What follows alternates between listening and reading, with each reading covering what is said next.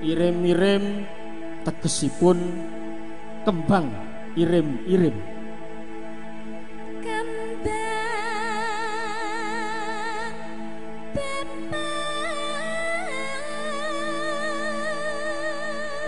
Iya kembang bopong jenenge.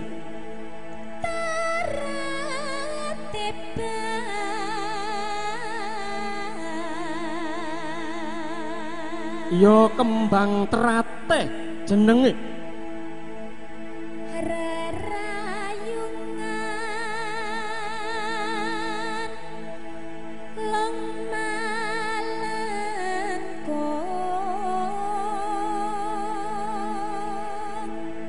Ya kembang terata, ya kembang bopong kuwi sipate rerayungan long malengkung, saling merangkul satu sama lain, saling cinta sama lain. Semoga kita masyarakat Wonogiri cinta satu sama lain. Allahumma amin.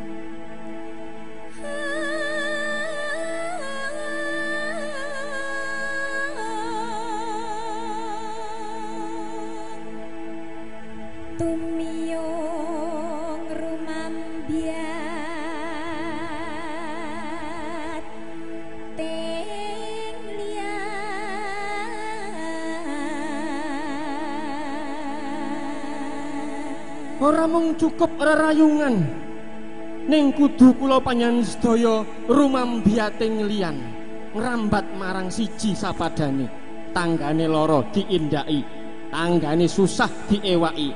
Muga-muga berkah kula panjenengan sedaya. Allahumma amin. Mawe semu kang hawor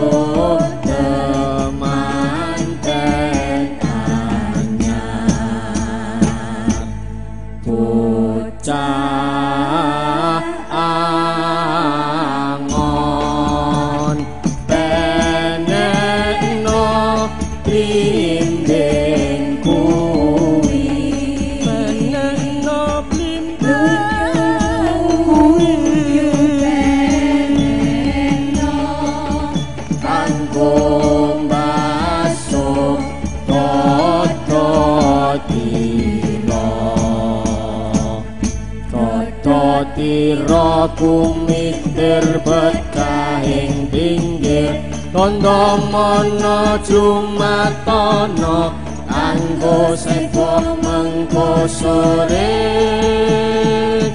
mumpung pajang rembulane mumpung jembar kalangane ya surah surah